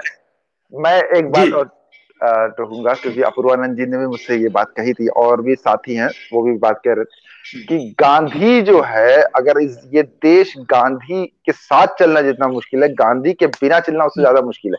मैं पूरी बात उनकी कंप्लीट करता हूँ। उनका कहना यह है कि अगर गांधी को आप खारिज कर रहे हैं तो उसकी जगह जो खाली होगी वहां पर जो हीरो पैदा होंगे वो वही हीरो है जिसको दूसरे सत्ता वर्ग, आप समझ रहे हो, मैं सिंबॉलिक रूप में बोल रहा हूँ कि दूसरे सत्ता वर्ग जिसको अपना महात्मा बना रहा है वो आएगा, फिर उसकी आइडियोलॉजी इस देश में चलेगी।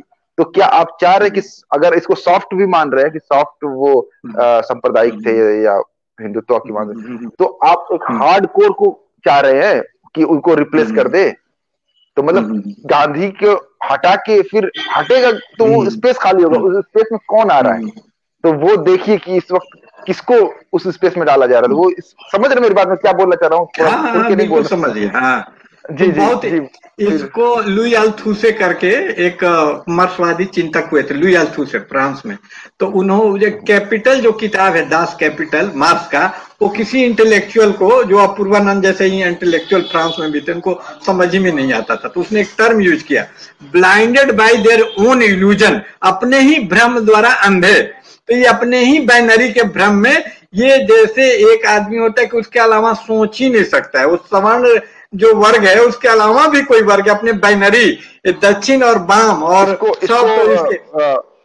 दोबारा दोबारा से बोल दीजिए क्योंकि नेटवर्क खराब होने की वजह से सुनाई नहीं दिया। हाँ दोबारा बोलिए। हाँ दोबारा मैं ये बोलना चाहता हूँ कि कुछ लोग होते हैं जो अपने 12 साल के बच्चे की तरह होते हैं, पियाजे के शब्दों में, वो अपने आत्ममुग्ध होते हैं, अपने अलावा जो बाहर का विश्व है उसका परिचय ही नहीं होता है। तो अपूर्वानंद भी बाहर दलित बहुजन भी एग्जिस्ट करते हैं, उससे परिचय नहीं होता है। वो अपने बाइनरी के अलावा जो बना के रखते हैं उसके अलावा तीसरा भी कोई है वो नहीं समझ पाते। तो इसी तरह पूर्वानंद बहुत ही बालक बुद्धि के शिकार है, आत्ममुग्ध है, नारीसस हैं। उनको अपने से बाहर जो अस्तित्व विकल्प है वो नहीं दिख रहा है, उनको सिर्फ दिख रहा है भाजपा और ये। और एक जैसे पसमानदा हमेशा बोलता है कि हिंदू मुस्लिम बाइनरी से बाहर निकलो, वो एक पसमानदा करके चीज नई बात करता है। तो इस नई बात को समझते में अपने मतलब ब्लाइंडेड बाय ओन इल्यूजन, अपने भ्रम में ही वो शिकार है। वो समझ ही नहीं सकते कि उनका जो विश्व है छोटा सा नन्हा सा, उसके बाहर भी बहुत बड़ी दुनिया है पसमानदा और दलित बहुजन की। जी हेलो, थोड़ा नेटवर्क खराब हो जा रहा है, आपकी बातें नहीं आ पाई, आप जो बोल रहे थे। हम ये बोल रहे हैं कि वो अपने सीमित ज्ञान तंत्र की वजह से, जो उनके ज्ञान बाइनरी जो उन्होंने बना रखी, उसके बाहर भी एक विश्व है पसमानदा दलित बहुजन, उसको वो देख नहीं पा रहे हैं कि ये भी उस विश्व में उनके बाइनरी के लिए कोई जगह नहीं है, जिस तरह उनके लिए हम लोग अस्तित्व में नहीं। तो देख ही नहीं पा रहे हैं कि गांधी और इसके अलावा गांधी का विकल्प वही होगा, सावरकर होगा, ऐसा कुछ नहीं है। अंबेडकर भी एक बीच में है, बीच में एक अंबेडकर भी, वो यही मान रहे हैं कि नेतृत्व हमेशा स्वर्ण ही करेगा, तो उस दो स्वर्ण में एक को चुनना है तो गांधी को चुनो। वो ये नहीं समझ पा रहे हैं कि पसमानदा और दलित बहुजन भी तो अपना नेतृत्व लेके आ सकता है, जो बहुसंख्यक है। लोकतंत्र में बहुसंख्यक को ही लीडर होना चाहिए, अल्पसंख्यक को नहीं। ये अल्पतंत्र से बाहर जा ही नहीं पा रहे हो अपूर्वानंद जी, ये अल्पतंत्र से बाहर नहीं जाता। मैं इसमें एक और प्रसंग पे बात करना चाह रहा था, वो काला फिल्म में भी इस प्रसंग पे बात की गई है कि गांधी जी जो पश्चिमी आधुनिकता कट्टर आलोचक थे, है ना, वो उसके पहनावे के भी कट्टर आलोचक थे। गांधी जी ने आरोप ये है कि वो उन्होंने महात्मा का लिबादा ओढ़ा ताकि जो है उनकी बातों का असर ज्यादा हो। ठीक है, ये एक आरोप है गांधी जी के ऊपर। और इसके अपोजिट अंबेडकर सूट बूट में रहते थे, टाई में लगाते थे, वही वेशभूषा, वही भाषा, इंग्लिश को प्रमोट भी करते थे। तो इसको देखा जाए कि वो ये कहना चाह रहे हैं, कई साथी ये कहना चाह रहे थे कि वो अपनी जड़ों से कट जाते हैं। जैसे नहीं बोलते कि अगर हम अंग्रेजी पढ़ाएंगे अपनी जड़ों से कट जाएंगे, उनकी तरफ पहनेंगे अपनी जड़ों से कट जाएंगे। तो अंबेडकर तो यही कर रहे हैं। ठीक है, काला फिल्म में रजनीकांत का भी ड्रेस जो है वो वही है, सूट बूट है और उसी तरीके से है।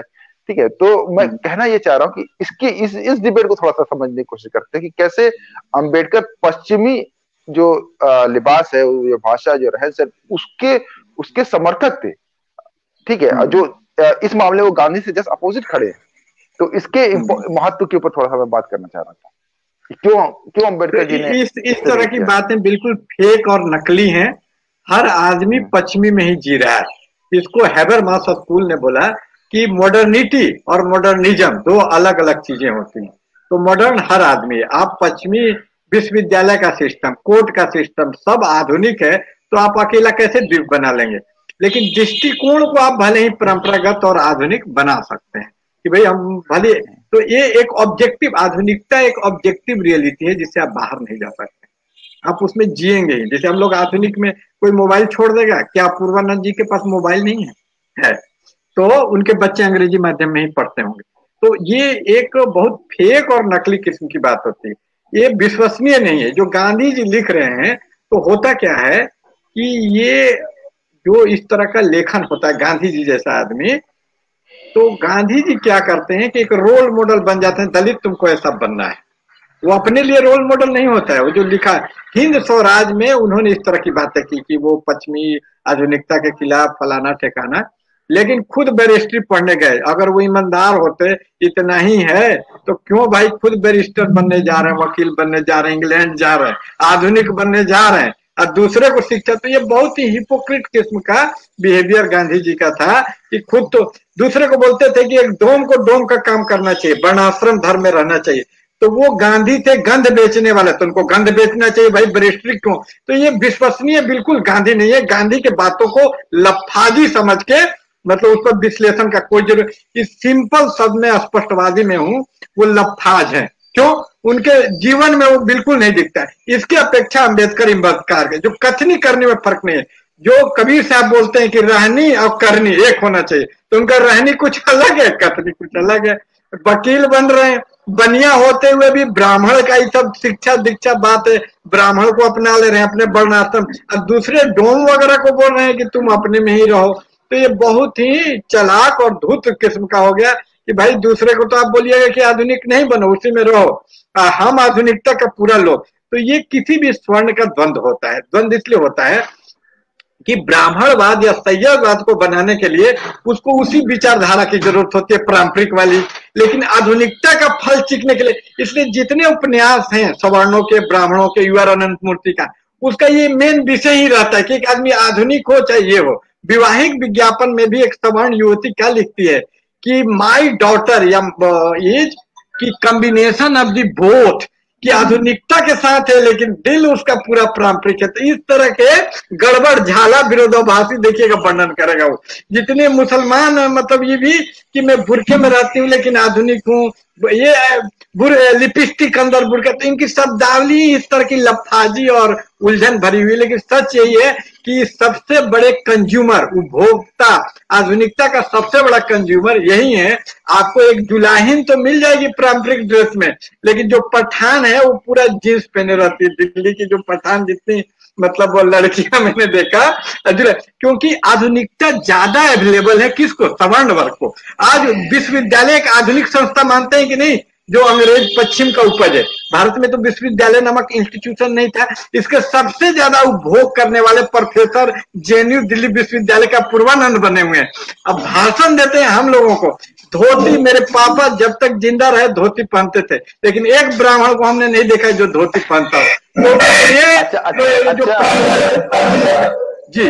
तो ये बिल्कुल फालतू की बात है। जी जी जी, मैं यहाँ पर अपूर्वानंद जी ने ये बात नहीं की थी, गांधी की बात हो रही। अपूर्वानंद जी गुस्सा हो जाएंगे। गांधी के समर्थन के माध्यम से, देखिए गांधी के समर्थन के माध्यम से तो उस भी बात को, गांधी का आप समर्थन कर रहे हैं तो आप भी उसका विचारधारा मान रहे हैं ना, तभी तो समर्थन कर रहे हैं। हाँ, मैं एक दो पहलू और, हालांकि अभी बहुत सी बात है। देखिए इस किताब पर पूरी तरीके से चर्चा इसलिए हमने नहीं की है क्योंकि हमने जो जाति के विनाश को हमने ऑलरेडी डिस्कस कर लिया है। और मैंने बताया कि यूट्यूब पर मेरा एक पुराना वीडियो था जिसमें मैंने बात की, तो मैं वो बात कह ही देता हूँ यहाँ पे कि गांधी को मैंने सर पढ़ा था, मैंने फिलोसफी में पढ़ा है और पॉलिटिकल साइंस के लिए भी पढ़ा है। तो इस गांधी को जब मैं पढ़ा तो उसमें बताया गया कि गांधी की जो जरूरत थी, उन्होंने वर्ण व्यवस्था क्यों नहीं छोड़े, तो वो कह रहे कि वो एक ऐसा समाज चाह रहे थे जो राज्य विहीन, जिसमें सरकारें न हो। तो अब जब सरकारें नहीं होंगी तो वो संचालित कैसे होगा? तो संचालन के लिए जरूरी था कि हर इंसान अपने काम को करे निस्वार्थ भाव से, निष्काम, वो अपने जो कार्य उसको सौंपा गया करे। तो वो कह रहे कि गांधी जी ने ऊर्ध्वाधर जो वर्ण व्यवस्था थी का कि ये उसकी कमी थी, उसको क्षैतिज करो, हॉरिजॉन्टल करो। तो हॉरिजॉन्टल होगा तो कोई वर्ण किसी से ऊंचा या किसी से नीचा नहीं होगा। मैं उनके जो आर्गुमेंट वो आपसे बयान कर रहा हूं। तो इसलिए वो वर्ण व्यवस्था को कायम रखना चाहते थे, क्योंकि वो अराजकतावादी थे। अराजकतावादी मतलब कि वो राज को नहीं मान रहे थे। तो ये उनका आर्गुमेंट था। हालांकि अम्बेडकर जी ने इस पे भी बात की है। तो ये आर्गुमेंट मैं रख दिया। इस पे आपका कुछ कमेंट इस पे? एक दो बात और, उसके बाद खत्म करेंगे हम। एक दो बात और जी। ये बिल्कुल अतार्किक आर्गुमेंट है, इसलिए कि एक तो ये लोग बोलते हैं कि कर्म पर आधारित है वर्ण व्यवस्था, और ऐसे सब फालतू बातें हैं। अगर किसी से आप पूछिए, वो इंजीनियर है, कि तुम्हारा वर्ण क्या है, तो वो इंजीनियर नहीं बताता है, वो वही बताता है जो जन्म से है। अच्छा फकीर भाई, मैं बता दूं, हम लोग जो कि कुछ दिन तक तैयारी वारी में भी रहा हूँ के, तो हमको ये पढ़ना पड़ता था।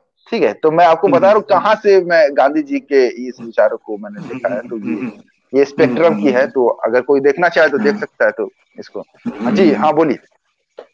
तो देखिए, मेरी बात साबित हो गई ना कि किस तरह गांधी को सिलेबस में चला के जिंदा रखा जाता है जबरदस्ती। कोई अपने मन और श्रद्धा से उनको नहीं याद करता है, सिलेबस में डाल दिया गया। क्या करे व्यक्ति, मजबूर कर दिया गया है। नॉलेज के उत्पादन के साधनों पर उनका अधिकार है। तो गांधी जी का ये तर्क सही नहीं है। इसलिए सही नहीं है कि ये जो तर्क गांधी जी का है कि अराजकतावाद, तो ये समझ नहीं पा रहे हैं। मैं इसके लिए एक चुटकुला बताऊंगा कि एक बच्चा है, उसकी माँ से पूछता है कि मैं बड़ा हो जाऊंगा तो क्या होगा। तो उसकी माँ बताती है कि तुम बड़े हो जाओगे तो तुम्हारी शादी होगी। तो फिर उसके बाद पूछता है कि शादी हो जाएगी तो क्या होगा। तो बोले कि बच्चे होंगे। तो फिर बोलता है कि मैं बड़ा नहीं होऊंगा क्योंकि मेरे बच्चे मेरे खिलौने चुरा लेंगे। तो आप समझ सकते हैं उस बच्चे का जो दिक्कत था, वही गांधी जी का दिक्कत है कि स्थिति बदल जा रही, लेकिन अभी वो बच्चा है, वो नहीं समझ पा रहा कि जब मेरी रुचि बदल जाएगी तब खिलौने की जरूरत नहीं होगी। तो स्टेटलेस सोसाइटी की बात कार्ल मार्क्स करता था। तो कार्ल मार्क्स और साम्यवादी विचारधारा उस टाइम में बहुत तेजी से पॉपुलर हो रही थी। तो उसको काउंटर करने के लिए गांधी जी ने भी वही बातें करनी शुरू कर दी। जो वैक्सीन को बोलते हैं कि 20 से 20 को मारना, तो वो भी समाजवाद ये सब बात करने लग गए। लेकिन उनकी ये सब की ये बहुत ही मतलब बेतुकी बात है। राज विहीन व्यवस्था जब स्टेट नहीं रह जाएगा, तो आप ये हिस्ट्री में देखना चाहिए। मतलब ये जो मनमानी आप बात नहीं बोल सकते। हिस्ट्री जैसे भौतिक का प्रयोगशाला होता है, तो समाज विज्ञान का कोई प्रयोगशाला नहीं होता है, हिस्ट्री उसका प्रयोगशाला होता है। तो जब आप हिस्ट्री में देखेंगे तो जहां जहां जाति व्यवस्था रही है वहां राज्य जरूर रहा है। सबसे बड़ा ब्राह्मण के ही सत्ता का नाम है। राज्य सोसाइटी का मतलब होता है सत्ताहीन होना, जहां किसी की सत्ता ना हो। तो जहां किसी की सत्ता नहीं है वहां ब्राह्मण की भी सत्ता क्यों होगी। तो वो जो हॉरिजेंटल सारे काम को एक, इसको डिवीजन ऑफ लेबर बोल देना। तो अंबेडकर ने जवाब भी दिया कि it is not division of labour, जो गांधी बोल रहे हैं, it is division of labourers. और इसमें एक आदमी अपनी स्थिति को नहीं बदल सकता है। गांधी जी खुद मानते थे कि डोम को डोम का ही काम करना चाहिए, उसके बेटे को, इसको जन्म आधारित मानते थे। तो इस तरह से जो आदमी इसको मान रहा है वो व्यक्ति तो नीचा रह ही जाएगा। आप कैसे, एक डॉक्टर का काम और एक मजदूर का काम क्या एक ही बराबर है? डॉक्टर का काम ज्यादा आसान है और ज्यादा सम्मानित है। ये झूठ मूठ के बोल देने से नहीं हो जाएगा कि डोम का काम भी इतना बड़ा सम्मानित है, नहीं हो सकता है। क्योंकि इसको हम देखें कि जहां राज्य विहीन रहा है, ऐसा उदाहरण तो आपको सोसाइटी में मिल जाएगा कि जहां स्टेट नहीं है। तो ट्राइबल सोसाइटी आप ले लीजिए, जैसे अंडमान का जारवा, तो उसको बोलते हैं प्रिमिटिव कम्युनिज्म, आद्य समाजवाद है। वहां देखिएगा लोगों को जमीन जायदाद कुछ नहीं होता, ओंगीज हैं, जारवा हैं। तो जहां भी इस तरह की, जहां स्टेट नहीं है, वहां क्या जाति व्यवस्था है? ये जो बोल रहे हैं कि स्टेटलेस सोसाइटी के लिए जाति व्यवस्था जरूरी होती है, तो स्टेटलेस सोसाइटी की जाति व्यवस्था जरूरी होती, तो जहां जहां स्टेटलेस सोसाइटी यानी अभी भी जो ट्राइबल कम्युनिटी है, नहीं जाति नहीं सर, मैं पहले क्लियर कर दूं, वर्ण व्यवस्था के लिए गांधी जी बोल रहे थे। नहीं तो ये जो नहीं, हाँ वर्ण व्यवस्था, ये जाति और वर्ण व्यवस्था में आर्टिफिशियल जो हेयर स्प्लिटिंग है ना, बाल का खाल निकालना, मैं उसमें विश्वास नहीं करता। दोनों एक ही है, ये फालतू की डिफिनेशन नहीं होता है कि जिंदगी नहीं मुझे जीवन चाहिए, तो ये सब फालतू चीजें होती है कि मुझे मोहब्बत नहीं उल्फत दो। एक हम देखते हैं फिल्म में भी डायलॉग था कि प्यार नहीं मैं इश्क करता हूं, तो इस तरह शब्दों से खेलना फालतू बात है। जाति वर्ण व्यवस्था एक ही है, भेदभाव उसका मूल स्वभाव है, वर्ण व्यवस्था ही सही। तो वर्ण व्यवस्था नहीं पाया जाता उस ट्राइबल सोसाइटी में, जहां जहां स्टेटलेस सोसाइटी है वहां कहीं भी वर्ण व्यवस्था नहीं, जस्ट उसके विपरीत चीज है ये। जहां भी भेदभाव है वो हमेशा वर्टिकल ही होगा, हॉरिजॉन्टल नहीं हो सकता कि पहचान का भेदभाव है। तो क्योंकि हम तो हिस्ट्री में जाति व्यवस्था का क्या रोल रहा है, तो 2000 साल की हिस्ट्री में उसका अत्याचारी रूप है, वो दलितों को सता रहा है, झाड़ू नहीं। तो 2000 का भूल के इनका हम बात मान ले फालतू वाला, हमको बताइए 2000 साल से आप देख रहे हैं कि जाति के कारण अत्याचार हो रहा है, अत्याचार हो रहा है। तो इनके अनुसार ये वर्ण व्यवस्था अच्छा कैसे हो जाएगा अचानक से, ये तो चमत्कार में विश्वास करना जैसा हो गया, वैज्ञानिक धारणा तो नहीं हुई। हम 2000 साल से आप देख रहे हैं, जैसे सैयदवाद, हम देख रहे हैं कि सैयदवाद से हमको घाटा लगता है। और ये कौन होते हैं हमारे बारे में डिसीजन लेने वाले, हम लेंगे ना जिसको, तो जिस घायल की गति घायल जाने, ये आदमी तो उच्च जाति का है गांधी जी, तो गांधी जी कैसे हमारे पीड़ा समझ सकते हैं। हम डिसाइड करेंगे ना, लोकतंत्र में सेल्फ डिटर्मिनेशन, अपना निर्णय खुद लेना सबसे मौलिक सिद्धांत होता है। तो जिन लोगों को उसको डिसाइड करने दीजिए कि वर्ण, उसको थोपिए मत, उसको बताइए नहीं, इसको बोलते हैं कि ऐसा न करते तो ऐसा होता। तो गांधी जी का ये विचारधारा बिल्कुल इतिहास संगत नहीं है। मार्क्सवाद के अनुसार भी देखा जाए तो मार्क्सवाद बोलता है ऐतिहासिक भौतिकवाद, यानी इतिहास में तुम देखो क्या हुआ है उससे। तो इतिहास में हम देखते हैं कि वर्ण व्यवस्था एक अत्याचारी, भेदभावपूर्ण, बहुत ही जड़ टाइप की, विकास विरोधी एक व्यवस्था रही है। और ये जब टूटी है तब आदमी को थोड़ा सांस लेने का अवसर मिला है। और फिर आप देखिए कि ये दोनों तरफ एक साथ आप कैसे दे सकते हैं कि एक तरफ तो आप बोल रहे हैं कि वर्ण व्यवस्था ठीक है, बाद में आप बोल रहे हैं कि नहीं गांधी जी के विचार बदल गए थे, वो वर्ण व्यवस्था के खिलाफ हो गए थे। तो एक ही बात बोलिए ना कि वर्ण व्यवस्था ठीक है या तो वो बदल गए थे। किताब में भी यही बता रहा है कि वो अंत तक वो जाति व्यवस्था को सॉरी वर्ण व्यवस्था को समर्थन दिए। मैं वही बता रहा था क्यों कर रहा हूं। चलिए अब उसको यानी अपूर्वानंद कम से कम गलत है, यानी अपूर्वानंद कम से कम गलत है इतना तो तय हो गया। यानी ये मैं भी मानता हूं कि अपूर्वानंद से ज्यादा ईमानदार है अरुंधति राय, क्योंकि वो ज्यादा बुद्धिजीवी है, उनका आईक्यू लेवल ऊंचा है। तो मानना पड़ेगा कि उनकी भाषा बहुत ही घनी है, और उनकी भाषा का मैं भी प्रशंसक हूं कि बहुत अच्छी भाषा, अंग्रेजी उनकी बहुत तारीफे काबिल है। और वो इनके अपेक्षा इतनी फेक नहीं है, वो लिखती हैं, वो समझ नहीं पा रही हैं अपने आप को, लेकिन उनके लेखन में फिर भी ईमानदारी है। और बहुत सारी चीजों को जैसे ये चीज उन्होंने सही स्वीकार किया कि अंत गांधी जी इसके समर्थक रहे, ये लिखा है अरुंधति राय जी ने किताब में, और इसके लिए मैं उनकी तारीफ करता हूं। एक बात वो लिखती है, हम लोगों ने बचपन से ही सुना है, पढ़ा है, गांधी जी को जो है ट्रेन से बाहर फेंक दिया गया। तो इस पे वो एक बात लिखती है, वो थोड़ा सा सोचने वाली बात है। वो कहती है कि गांधी जी फर्स्ट क्लास के डब्बे में क्यों चढ़े, क्योंकि उस पर तो लिखा था ब्लैक नहीं चढ़ सकते। वो अपने आप को ब्लैक नहीं मानते थे। और फिर जो है वो आगे लिखती है कि वो सेमिनार हॉल के कमरे की बात जिक्र करती है कि जिसमें से ये था कि इधर से गोरे जाएंगे, इधर से काले जाएंगे। तो उन्होंने तो गांधी जी ने कहा कि हम कालों के साथ नहीं जाएंगे, अगर तुम गोरों के साथ हमको नहीं जाने दे रहे हो, उस दरवाजे से नहीं जाने, तो हम कालों के साथ नहीं जाएंगे, हमारे इंडियन के लिए अलग वो बनाओ, अलग दरवाजा बनाओ जिससे हम जाएंगे। तो उनका कहना है कि वो अपने आप को उनसे जो है रंग, मैं कहना चाह रहा था कि वो ये दावा कर रही हैं कि रंग भेदी थे, और इसी वजह से उनका जो अब नया जो बातें निकल के आ रही हैं, तो कई ब्लैक लोग जो है, कई ब्लैक उनकी मूर्तियां भी तोड़ दी जा रही हैं गांधी जी की। हाँ तो ये एक हाँ, तो ये सब भी बड़ा एक ऐसी बात है। तो इस पे देखिए दो बातें मुझे याद पड़ रही, बता रहा हूँ। ये शायद किससे मैंने बात की तो मुझे ये याद नहीं आ रहा है कि वो ये बताएं कि कि गांधी जी की अस्थियां जो हैं उसका एक हिस्सा साउथ अफ्रीका में भी मतलब विसर्जित किया गया था। तो गांधी जी ने ये महसूस किया था कि जो है रंग भेद या जो काले लोगों के साथ जो अन्याय हुआ उसके खिलाफ वो अंत में लिखे भी। हाँ, अपूर्वानंद के ही तो आर्टिकल सत्याग्रह पे छपा था, सत्याग्रह वेबसाइट है उस पे छपा था ये, ठीक है। और एक बात और लिखी थी कि गांधी जी को पता नहीं था अंबेडकर जो है किस कास्ट से है शुरू में। तो बाद में क्या हुआ कि अंबेडकर जब उनसे पहली बार अंबेडकर और गांधी की जब मुलाकात हुई तो गांधी जी बहुत तल्ख थे, बहुत उनके अंबेडकर के खिलाफ उनका। तो फिर बाद में वो लिखते हैं, ये भी सत्याग्रह.com पे ये आर्टिकल है, मैं लिंक दे दूंगा। तो वो लिखते हैं कि जब उनको पता चला कि गांधी अंबेडकर जो है अछूत जात से है, तो वो कहते हैं कि अगर अंबेडकर जो है मेरे ऊपर थूक भी देगा तो मैं उसका बुरा नहीं मानूंगा, और उसको ये अधिकार है कि उसके साथ जितना बुरा हुआ वो ये करे। तो और ये बात कही भी जाती है, गांधीवादी ये बात कहते हैं कि अंबेडकर कभी भी, अंबेडकर तो लगातार गांधी के की आलोचना की, लेकिन गांधी कभी पलट के अंबेडकर की आलोचना नहीं की, उनके खिलाफ लेख नहीं लिखे। वही एक घटना थी जो जिसके ऊपर ये चर्चा हुई, क्या बोलते हैं, ये वाली जाति के विनाश वाला, उसके ऊपर उन्होंने अपना पक्ष रखा। और उसके बाद गांधी जी जो है पूरी तरीके से मौन धारण कर लिया कि अंबेडकर के ऊपर फिर वो नहीं बोल रहे थे। और फिर एक बात और जोड़ी जाती है, वो ये जोड़ा जाता है कि जो गांधी का बेसिक शिक्षा का जो कार्यक्रम था उसमें वो कहते हैं कि हर जाति के बच्चे काम करेंगे। तो गांधी जी चाह रहे थे कि सारे बच्चे काम करें, अपना काम करें, सार्वजनिक काम करें, जिससे जो जातियों के बीच एकता है, क्योंकि ब्राह्मण और क्षत्रिय जाति काम नहीं करती थी।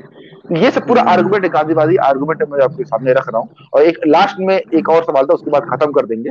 वो मैं चाह रहा था कि इसके वो खिलाफत आंदोलन को समर्थन किया था, और हमारा पसमानदाओं का इस पे टेक है कि खिलाफत आंदोलन अशराफों का आंदोलन था। अशराफ कभी भी इस देश को अपना देश नहीं माने, वो हमेशा अपनी जड़ें जो है विदेश में खोजते रहे, और वो उनको एक खलीफा चाहिए था। वो खलीफा हम लोग पर थोपा गया। पैन इस्लामिक एकता की बात करते थे, कौम की बात जिस तरह आज करते हैं, वो अपने हितों के लिए हमेशा किए।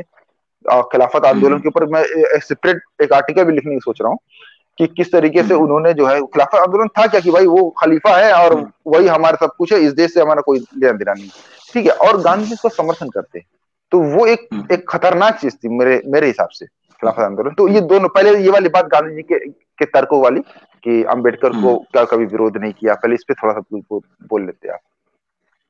हाँ, तो इसको अंग्रेजी में बोलते हैं एपोलॉजिस्ट, सफाई देने वाला। तो एक दो बड़े एपोलॉजिस्ट हुए हैं गांधी के, एक बिपिन चंद्रा, एक आजकल के जमाने में अपूर्वानंद, जो सफाई देते रहते हैं। लेकिन उसमें ये मैं समझ गया ना, बिपिन चंद्रा के तो ये दो रखवाले हैं। तो उसमें सबसे बड़ी दुख की बात यह है कि तथ्यों का भी ख्याल नहीं रखते, और कहानी, ये सवर्णों की पुरानी आदत है मिथ गढ़ना, कि कुछ कहानी गढ़ लेना, और वो तथ्यों, हम पर आरोप लगता है कि हम रेफरेंस नहीं देते, लेकिन सच्ची बात है कि ये कोई रेफरेंस नहीं दे सकते। और मैं रेफरेंस दे सकता हूँ, ये जो किताब पर की भूमिका हम लोग जाति का विनाश का कर रहे हैं, इसी किताब के जवाब में गांधी जी ने कटु आलोचना की। ये बोले ना कि गांधी मौन हो गए जब मालूम चल गया, सब फालतू बातें हैं। इसी किताब में आप देख लीजिए, जाति के विनाश में गांधी ने जो पत्र लिखा अंबेडकर को, और अंबेडकर ने फिर जवाब दिया, सब उसी किताब में संग्रहित है परिशिष्ट के रूप में। तो उसमें देखेंगे कि गांधी ने बड़े बुरे आरोप, पब्लिसिटी मॉन्गर बोला कि ये प्रसिद्धि का लालची आदमी है। तो ये कितना मजाक उड़ाने वाला, दुख पहुंचाने वाली बातें बताइए। अब बोल रहे कि कटु ही नहीं बोले अंबेडकर को, तो ये गलत बात है कि इन्होंने कटु नहीं बोले। वो जीवन पर्यंत अंबेडकर के खिलाफ कटुता पूर्वक बोलते रहे। अंबेडकर ने ही गांधी के खिलाफ कोई कटु बात नहीं बोली, व्यक्तिगत तौर पे उनके राजनीति पर सिर्फ बोला। व्यक्तिगत तौर पे उनका जान बचाने के लिए उन्होंने समझौता तक कर लिया गांधी जी के। इतने दयालु और करुणाशील आदमी थे अंबेडकर कि जान बचाने के लिए उन्होंने समझौता पुनः पैक्ट कर लिया। और जहां तक बात है कि थूक देंगे, इस तरह का जो डायलॉग बाजी, टीयर जर्किंग, फिल्मी टाइप का, तो ऐसा डायलॉग बाजी स्मृति ईरानी भी कर चुकी हैं कि एक तरफ तो उन्होंने स्कॉलरशिप वगैरह खत्म कर दिया दलितों का, लेकिन दूसरे तरफ क्या किया कि बोले कि हम मायावती का पैर पकड़ने के लिए तैयार हैं। आपने वो बयान सुना होगा, मायावती का वो पैर भी पकड़ रही थी, लेकिन मायावती खुश नहीं हुई। मायावती नहीं, ये बयान ये तो शीश काट के आपके चरणों में रख दूंगी। ऐसा हाँ था। बिल्कुल। मैं अपना ये तो और भी बड़ी बात डाल है। के आपके चरणों में। तो ये इस बयान के ड्रामेटाइजेशन और गांधी जी में कोई फर्क नहीं है। आप पुनः पैक्ट ही नहीं करते दलितों से इतना हित होता। अगर अम्बेडकर से जरा सा भी प्यार होता तो दलितों के खिलाफ इस तरह अनशन पे आप नहीं बैठ जाते कि इनको वोट का अधिकार, निर्वाचन नहीं देंगे। आपके कर्म में देखना चाहिए। तो लफाजी और जमानी, इसको जवानी जमा खर्च बोलते हैं, लिप सर्विस अंग्रेजी में बोलते हैं। तो इसका कोई कीमत हमारे लिए नहीं है। बोलने के तो हम भी बोल देंगे कि हमको गांधी जी से बहुत प्यार है। तो ये बोलने का क्या है, बातें हैं, बातों का क्या। अच्छा, इसमें पेज नंबर 43 में वो लिख भी रही हैं कि गांधी जी का मानना था कि अंबेडकर स्नान के पानी के साथ साथ बच्चे को भी फेंक रहे हैं। और हाँ अंबेडकर का मानना यह था कि बच्चा और स्नान का पानी एक एकल मिश्रित जीव है। मतलब वही वाली बात जो आप बोल रहे हैं। तो हाँ आखिरी में मैं, अब देखिए बहुत लंबी बात हो गई है। हालांकि इसमें इसमें देखिए, इस किताब को मैं अब भी कहूंगा, इसको एक बार आप जरूर पढ़िए। अब उसके बाद सर जो किताब बता रहे हैं hated in the belly, sir वो दिखा दीजिए हेटेड इन द बेली, कि इसके बाद वो भी पढ़ लीजिए।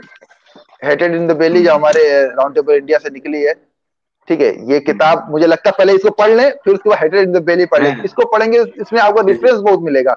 एनी बेसेंट का रेफरेंस मिल रहा है कि वो किस तरीके से कह रही है कि अछूत बच्चे जो है शुद्ध जातियों के बच्चों के साथ जो है साथ न बैठे। पेज नंबर 55 पे ये पूरा है डिटेल। तो इस तरीके के हाँ बहुत से मिलेंगे। मैं बोलना नहीं चाह रहा, अभी ऐसा माहौल है कि बहुत कुछ बोल भी नहीं सकते खुल के, अभी दिक्कत हो हाँ जाएगी। तो बिल्कुल आप पढ़ ही लें इसको तो बेहतर है। अच्छा, दूसरी चीज मैं ये चाह रहा था कि एक बार हम लोग खिलाफत पे बात करके खत्म करें। एक सवाल आया बस, और सवाल नहीं आया हमारे पास। तो खिलाफत के ऊपर जो है बस गांधी जी का एक मिनट समर्थन हमको था। दीजिए। जी जी एक जी, मिनट बोलिए। बस एक।